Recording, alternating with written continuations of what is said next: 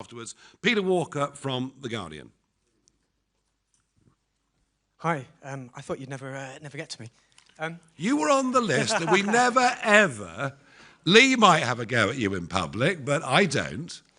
Not yet, anyway. Just a quick one. In your speech, you basically promised to rescind all the extra revenue-raising measures the government have put in. So the farmers' tax, winter fuel, NICs. And you also promised to stick with greatly raising the income tax level at which people pay money. That's the big one. All of this will cost billions of pounds a year, and the only proposal you've put forward in the speech to actually save money would be getting rid of DEI measures and chairs, which would probably cost a fraction of a percent of the total budget. Do you actually have a plan for how you'd pay for all these economic plans, whether on council level or national level?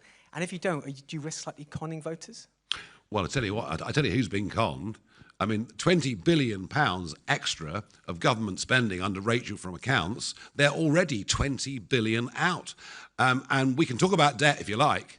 I mean, the extent to which, you know, in 15 years, we've gone from an accumulated national debt of nearly £1 trillion to one of 2.8 trillion. So has anybody been frank with voters about how they were going to pay for anything? I mean, let's be honest about that. And fascinatingly, last week, there was a 30-year gilt auction that the Bank of England withdrew at the last minute, and I've never seen that before.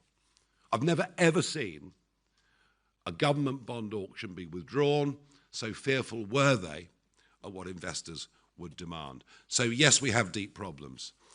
The reindustrialisation of Britain, beginning with energy, with oil and gas, will, within a couple of years, produce tens of thousands of well-paid, in fact, in many cases, highly paid jobs.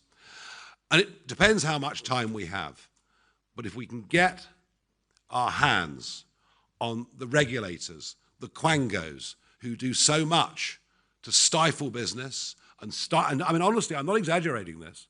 Every small trader I talk to, no matter what they're doing, you know, their business is being impaired by unnecessary, excessive regulation.